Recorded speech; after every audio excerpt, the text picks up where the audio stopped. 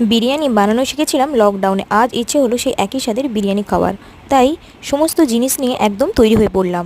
আলুতে নুন, হলুদ, লঙ্কার গুঁড়ো মাখিয়ে নিয়েছি।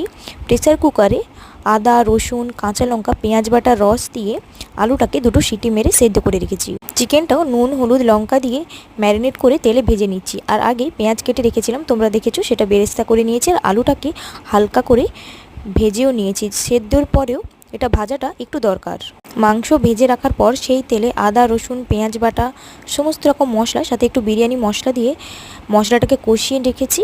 তার সাথে চিকেনটাও দিয়ে দিলাম, আর দিয়েছি টক দই, পরিমাণ মতো জল দিয়েছি, আর আলুগুলোও দিয়ে দিলাম। কিছু সময়ের মধ্যে এই মাংসটা একদম তৈরি হয়ে যাবে। আর গোটা গরম মশলা দিয়ে চালটাকেও পরিমাণ মতো সেদ্ধ করে নিয়েছি। এটা খুব একটা সেদ্ধ করলে হবে না, 60% মতো আমরা সেদ্ধ করেছিলাম।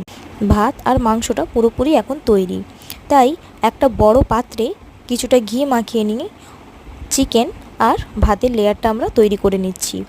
এতে গুঁড়ো দুধ, বেরেস্তা, বিরিয়ানি মশলা, ঘি, সামান্য চিনি ছড়িয়ে এটা আমরা তৈরি করে নেব। একে একে তোমরা লেয়ার বানানোটা দেখে নাও। আশা করি এখন সবাই প্রায় বিরিয়ানি বানাতে পারো। আমি আমার মতো করে খুব সহজ পদ্ধতিতে এই রেসিপিটা বানালাম।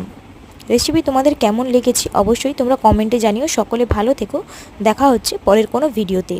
খুব অল্প সময়ে এই বিরিয়ানি কিন্তু তৈরি হয়ে যায়, আর আমিও এই ছোট্ট ভিডিওর মাধ্যমে সেই বিরিয়ানি রেসিপি তোমাদের তুলে ধরলাম তোমাদের সাথে।